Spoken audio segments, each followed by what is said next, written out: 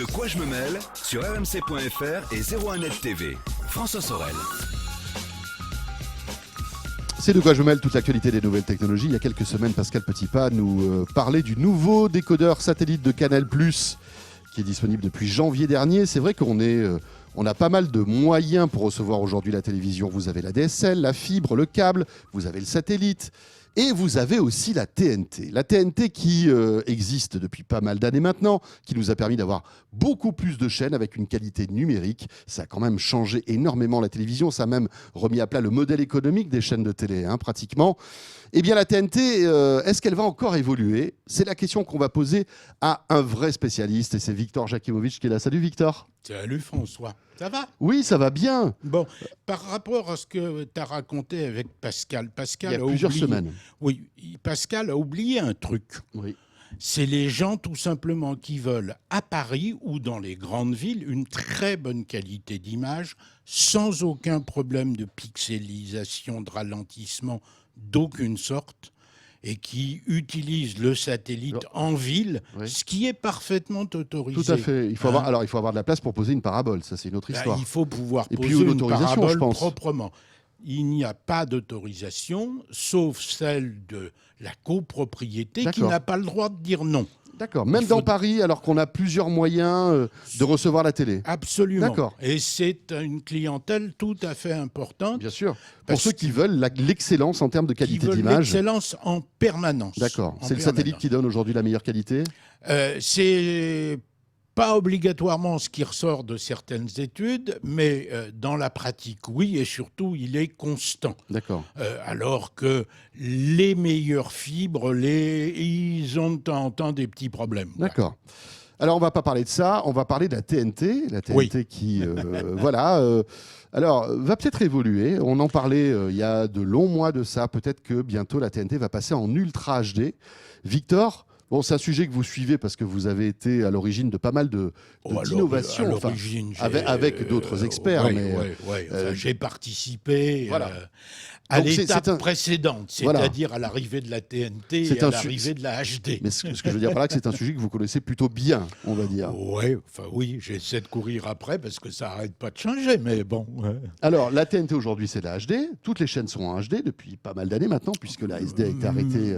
Toutes les chaînes ne diffusent pas réellement de la HD, ça c'est un autre problème, mais potentiellement, elle pourrait en tout cas. Elle serait toute en HD, en tout cas depuis la fin 2016, qui est le dernier, on a appelé ça switch off, où on a éteint le MPEG 2. Donc on a du MP4 partout. On a du MP4 partout. Alors si je prends... MP4, pour tous ceux qui ne savent pas, c'est une méthode de compression en fait qui est vidéo. Beaucoup plus efficace, deux fois plus. Bien sûr. On gagnait, en MP4, on a gagné 50% du débit nécessaire en MPEG 2. Donc, le MPEG 2 étant la technologie qui a été retenue quand il a été décidé de faire la TNT en France. On part souvent avec un certain retard technologique. On a adopté le MPEG 2 à peu près quand le MPEG 4 arrivait, donc il a fallu qu'on fasse ce chemin. Enfin bon, on cumule des retards et... Ça, c'est des erreurs stratégiques, politiques pour la plupart. Enfin bref, on ne va pas revenir là-dessus. Oui. Est-ce que, la question qu'on peut se poser, est-ce que demain, parce qu'on est de plus en plus nombreux à s'acheter des télés Ultra HD aujourd'hui... De toute façon, on n'en trouve plus d'autres sur le marché. Les fabricants ont résolu le problème. Voilà. Donc de toute façon, sauf les petites télés. Sauf les petites télés, les premiers modèles, tout est aujourd'hui en Ultra HD. Donc on se dit c'est chouette parce que ça permet d'avoir une qualité d'image qui est vraiment meilleure. Déjà, toutes ces télés que j'achète, elles ont un tuner Ultra HD en TNT ? Elles ont un tuner Ultra HD. En TNT, non. Parce que pour faire de l'Ultra HD en TNT, on va être obligé de modifier plein de choses. On va être obligé de modifier la norme de compression pour gagner de la place. Du MP2, on est passé au MP4 et là, on va passer à une autre norme qui s'appelle le HEVC. Le HEVC qui est implanté aujourd'hui sur tous les télés Ultra HD commercialisés. Et puis on va passer, il faut également... Alors là, le passage du MPEG 4 au HEVC va se faire peut commencer à se faire relativement vite. Les télés sont déjà pour une bonne part équipées. Et ce passage permettra de gagner grosso modo 50% du débit. Donc, de réduire l'énorme taille d'un flux en TNT Ultra HD. Gros.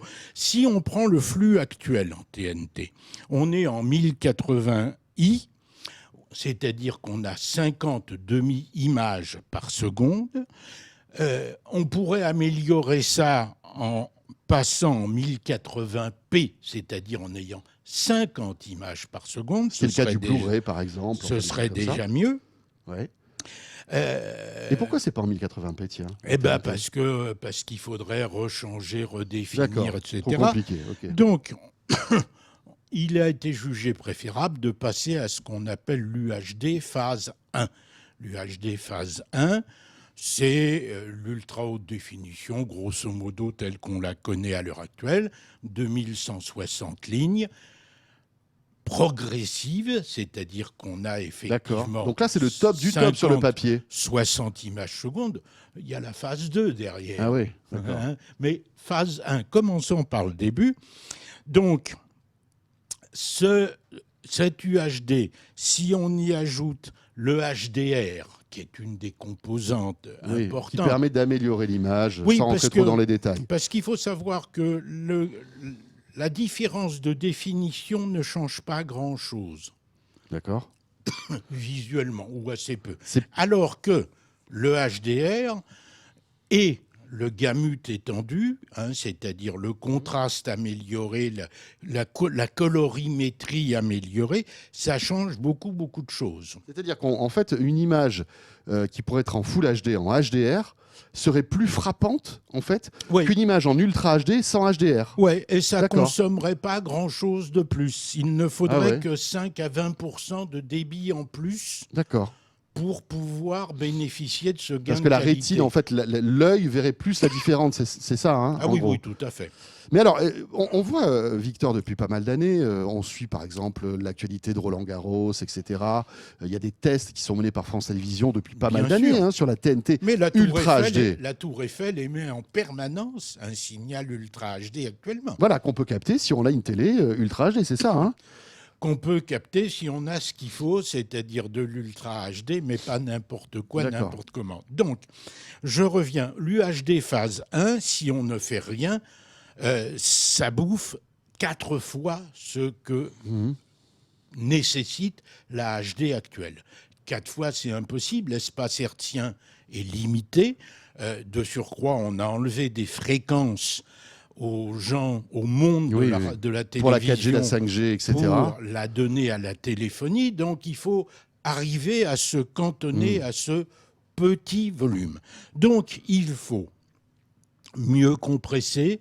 C'est le rôle du HEVC qui va nous faire gagner, grosso modo, 50% pour la vidéo de ce qui était le cas auparavant. Et puis, il faut également passer à un autre mode d'émission, à une variante du mode d'émission. Aujourd'hui, nous sommes en DVB-T, Digital Video Broadcasting Terrestre. C'est super technique tout ça, Victor. Là, on rentre là... Eh bien, il faut passer au T2. D'accord. Quand on a le DVB-T2 et le HEVC, il ne faut plus que 2,7 fois le volume actuel. En termes de débit. En termes de débit. D'accord. J'espère que vous n'êtes pas encore endormis, les amis, mais c'est quand même assez important si vous voulez avoir bientôt la TNT en Ultra HD. Vous n'avez pas répondu à ma question, Victor. Ça va arriver ou pas? Alors, ça va arriver. Il y a des expérimentations, il y a des projets. Le CSA vient de publier son rapport final qui dit comment on peut le faire, par quelle étape il faut passer.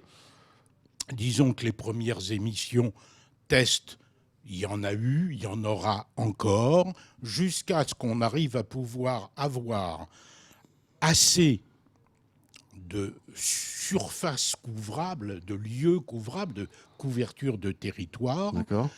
C'est-à-dire que si, par exemple, on a le projet multiplex multiville, c'est comme ça qu'il s'appelle, il y a Paris, Lyon, Marseille, Bordeaux, Nantes, Grenoble, ça représente à peu près 60% Oui, parce que c'est les grandes villes qui seront couvertes. de la population. C'est ça. Et ça, il est prévu que ça déboule en juin 2019. Ah Si ouais. tout est respecté Mais ça veut par dire- ailleurs. D'accord, ça veut dire que dans un an... Si tout est respecté par ailleurs, ça pourrait débouler.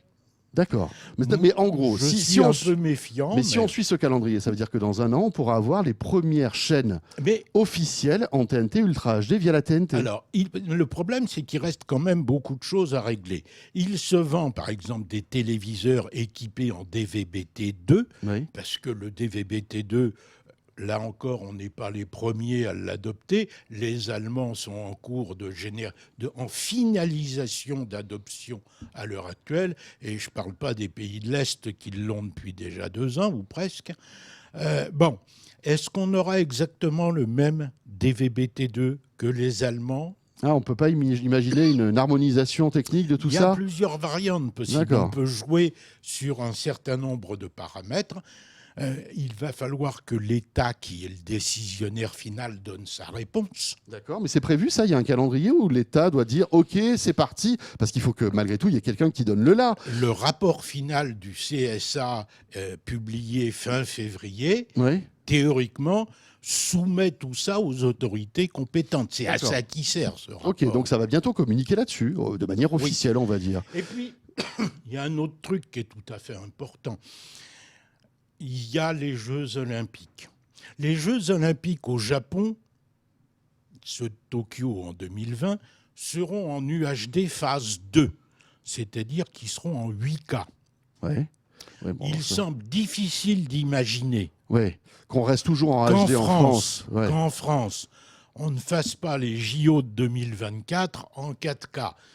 Donc c'est une bonne raison d'être poussé sérieusement aux fesses Ouais. par un certain nombre de choses. Alors, on récapitule. Peut-être que l'année prochaine, on aura 60% de la population qui pourra recevoir quelques chaînes en Ultra HD. À la condition d'avoir le télé qui va bien. Bien sûr. Et on espère que le télé qui va bien, c'est celui qui est déjà vendu aujourd'hui en France. On est d'accord. Parce que si c'est pas le cas, Ça marchera pas. Ça marchera pas. Et puis, le problème principal aussi, il faut que les chaînes de télé investissent dans du nouveau matériel, parce que évidemment, tout ça coûte énormément La d'argent. captation. Il faut que la captation, les régies, enfin tout le transport de l'image soit en 4K.